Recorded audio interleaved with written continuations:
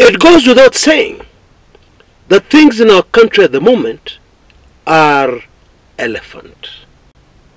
The Rigathi Gachagua William Samoei Ruto duel, some would prefer to call it a tiff, has entered the stage where the gloves have come off. Okay? And now it appears that all Ruto allies, including cabinet secretaries, have been authorized to launch an all-out verbal war against Gachagua. Before, there were Kenyans who were doubting. We even had some Kenyans who were saying, these people are pretending. They are acting. Well, we have now crossed that bridge. And it is much clearer and much more obvious what is going on. And I believe we have kept you very much abreast on this channel.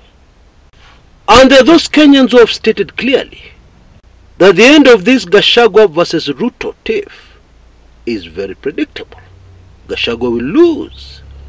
Are you sure? You know, there is a very huge difference between an aggression, an attack from outside, and an implosion from within. What we have in this instance is an implosion from within UDA. Let me make that much clearer. Your enemy, a man who intends to attack you from the outside, heavily armed, cannot be compared to somebody who wants to finish you from within. Even when they are very weak, they have no arms, etc., etc. Aggression from within, wanting to finish you from within, is a very deadly, dangerous situation. For example, your house help. She may not have gone to school. She is not armed, but she can destroy you quickly, very quickly, and efficiently. Even your own wife, she knows you inside out. It is very easy to bring you down from within, an implosion in a household. And I believe this is something that happens all the time. So this Gachagua issue is not a small matter, as most of us want to believe. If you want my opinion on how this will end, let me put it this way. Ruto will not survive this one. There is no way he can survive it. Because the only way out of this one is to sit down with Gachagua, surrender to him, accept his terms, etc., etc. Final correction. Give him the victory, and this can end very quickly. But I believe the character of President William Samoei Ruto will never allow such an option. It's as simple as that. But meanwhile, many other things are happening in our country that are causing the situation to grow even more elephant. Now, I recently saw a comment on social media by a very excited young Kenyan who was saying things in Kenya are boiling just nicely. If it was meat, the meat is roasting just nicely. There's a lot of fire. It is getting cooked very nicely, according to plan, according to the way these things usually go. Of course, what this young Kenyan meant, what this young Kenyan saw, is what many of us have seen, that something has to give very soon. Some people are even throwing around very careless words and dangerous ones, like revolution, which in my opinion is a stretch. Chaos and a country that is ungovernable is where we're headed. And there are many signs all over the place for those who care to look, for those who are observant. There is this case of Ian Njoroge, the 19-year-old teenager who was captured on video akinyorosha askari, a traffic policeman. And you know, the police have been looking for him. He was on the run. Well, they caught up with him recently. And this morning, videos have emerged online of his interrogation.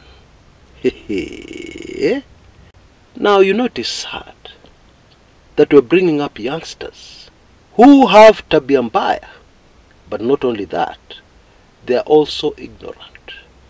Their knowledge is limited, which should hardly be surprising, because these days people don't read.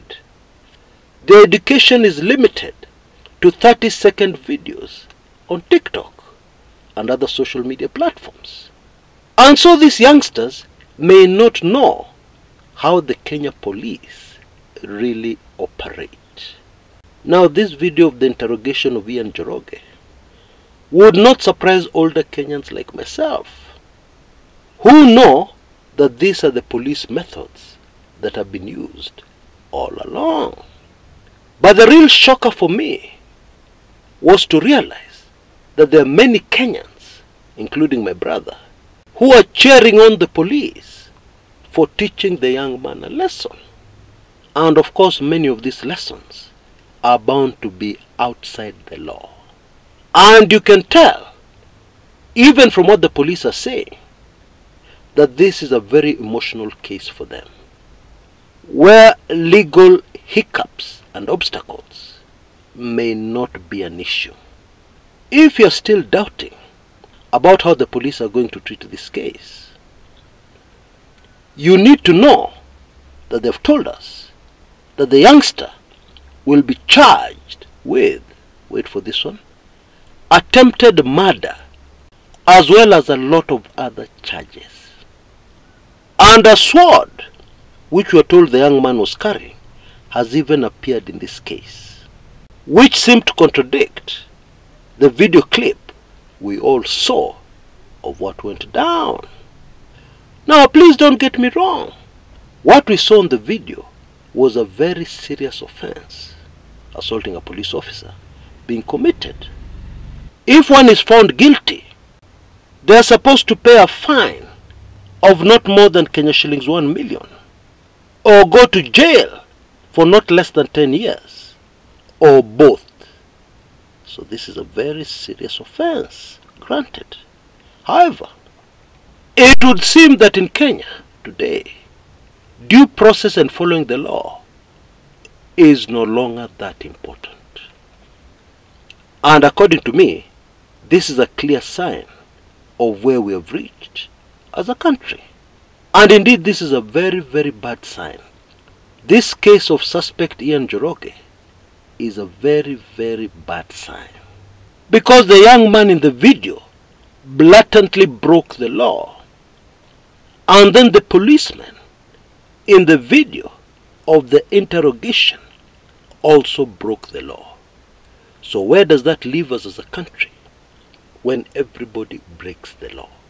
And of course, our political class have been setting the perfect example for that, ignoring court orders and even doing things which are definitely outside our constitution and our laws.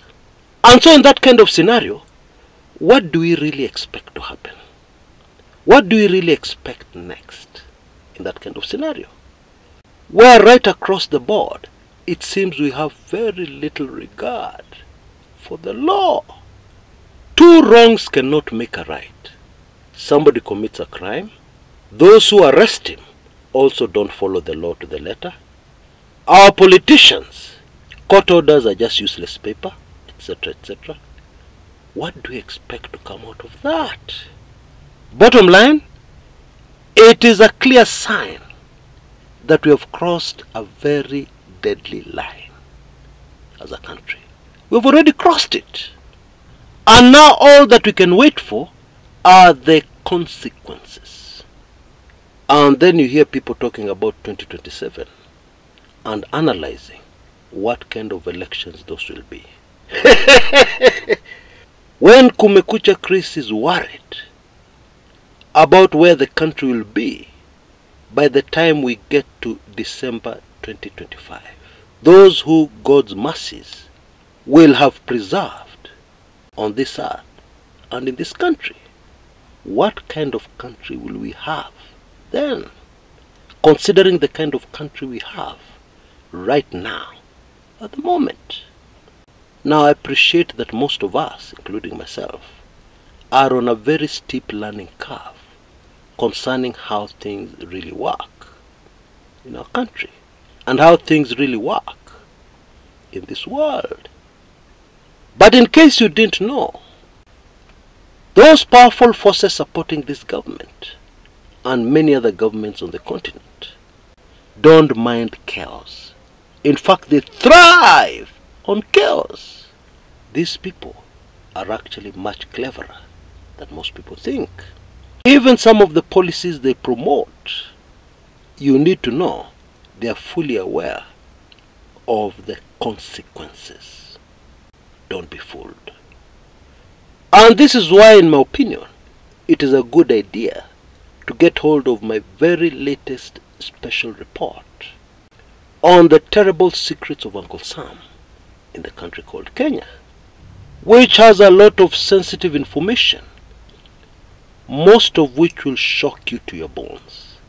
And that's not an exaggeration. And now you have an option. If you want only this latest special report, it is only $30 or Kenya shillings 3,999, as opposed to wanting the full package, which contains not only this latest special report, but also all the other previous special reports I have produced. Yeah, and for that, the cost is still Kenya shillings 4,999 or $38. Now you can see details on your screens right now on what you need to do. If you're in a position, please act fast, because this is coming to an end very, very soon. Until next time, this is Chris Kumekucha.